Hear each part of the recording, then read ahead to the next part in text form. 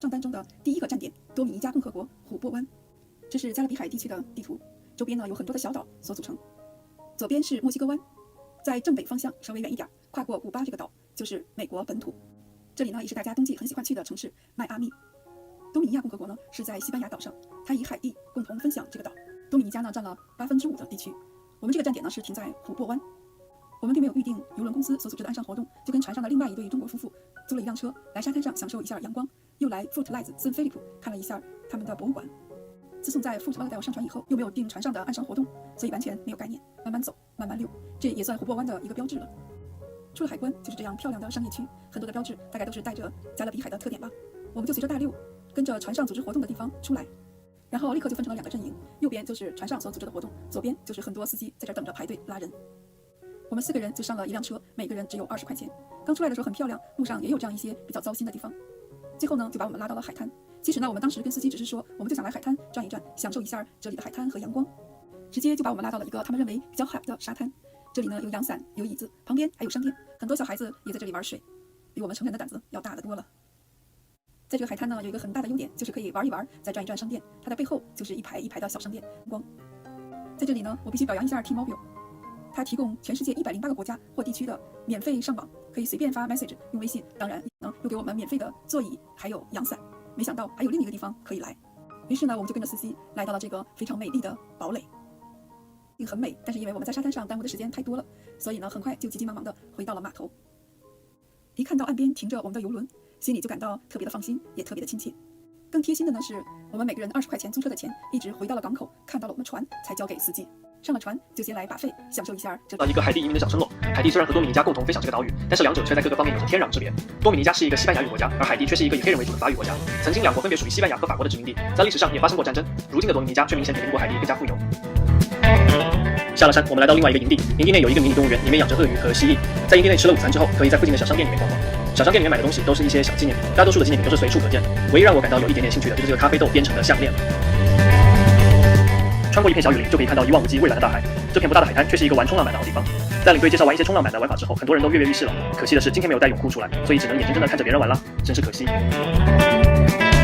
今天的旅途终于是要告一段落了。虽说大量的时间坐在了大篷车里，但是就这样坐着，听着音乐，晒晒太阳，随着车的摇摆而摇摆，还是晕尾嘞。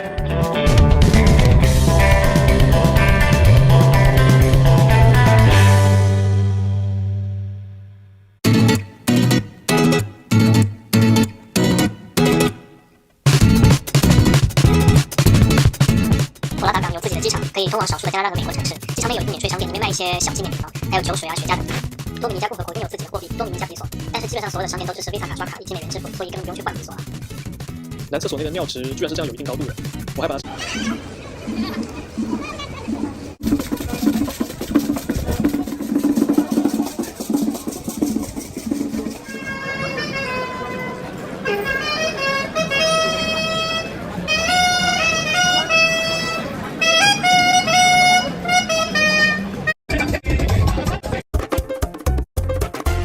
The Dominican Republic that y'all see. Today, we will show you the beautiful beaches of the country, but that's neighbored by Haiti on an island in the Caribbean area. It took us only 4 hours to get there from Boston. Here's our arrival footage. The clouds in this country looks very cool. It's kind of like cotton candy. So, from Boston to the DR. Before we get started, here's an oversimplified run-through of the Dominican Republic's history. Prior to Colombo's so-called discovery, the Taino people inhabited Cuba, Jamaica, Haiti, the Dominican Republic, and Puerto Rico. The Tainos were peaceful people who hunted small mammals or lizards. They also lived on agriculture and fishing. One of their main food sources was the yuca. Their art of weaving was so highly developed that they invented the cotton hammock, in which they slept in, and the cotton hammock, consequently, was one of the few long-lasting contributions that they made to the European culture. Taino people also domesticated a breed of dog named the Caribbean dog, which they used for hunting and occasionally as food. Can you believe that I ate them? It's so cruel. By now, they're already extinct, according to past forms of porcelain and clay sculptures. It looks like a very cute dog. In 1492, Christopher Columbus visited an island, which he named Hispaniola, or Little Spain. Here, you can see his manuscript and drawing.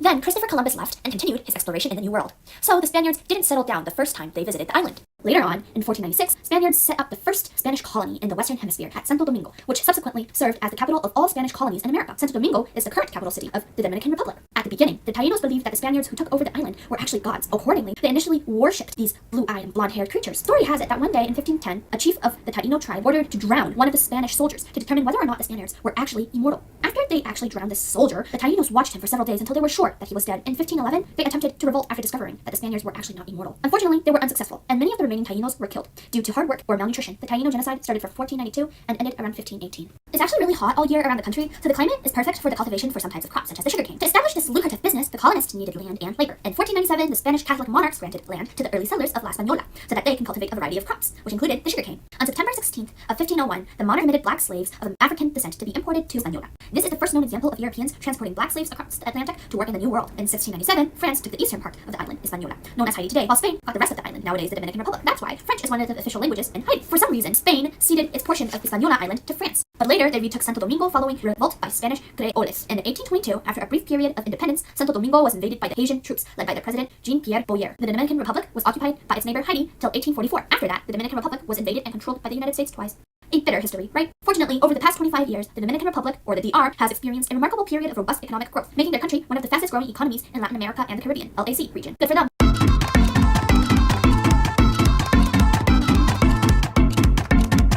Day 2 of arriving to the DR, my parents took me out on a very relaxing boat ride across the Caribbean Ocean, and it actually felt really nice. It was relaxing, kind of like you're just bouncing up and down without a care in the world.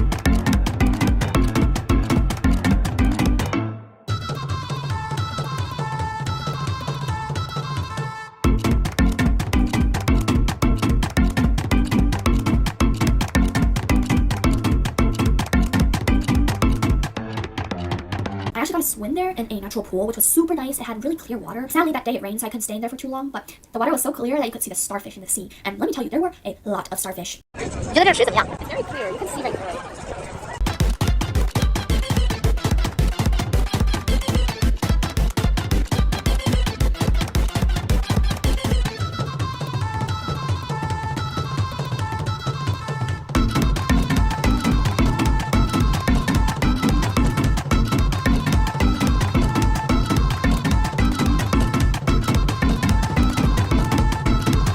We'll take out lunch and look around. Look at how nice the sand is. Like, I was just walking out around the sand. The water's so pristine. The sand's super duper pearly white. At least how I remembered it as. You can see the ripple of the waves pulling up and down. It was really pretty and it felt nice too.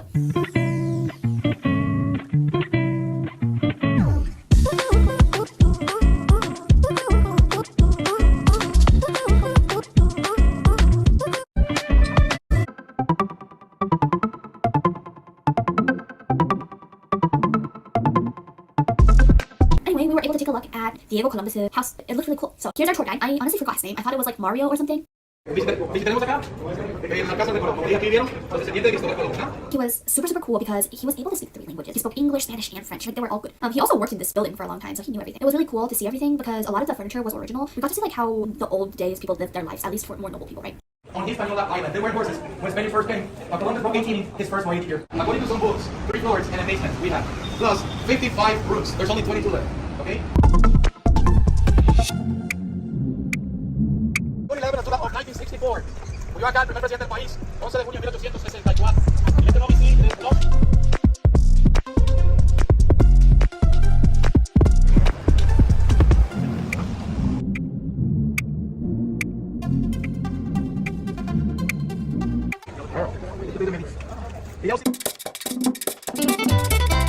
Later on, we went to the huge cathedral where everything was super duper tall, very church-like, you know. Even though this was the first cathedral ever built, it still felt really cool. This is a statue dedicated to Columbus for coming here and, I guess, discovering the islands. After a while, Mom bought me an ice cream because I was mentally, internally, and physically dying of heat. This is the National Mausoleum of the Dominican Republic. They buried a lot of like significant historical figures, but the most, I guess, astonishing thing was, here comes right around the corner, Kitty! We actually saw a cat.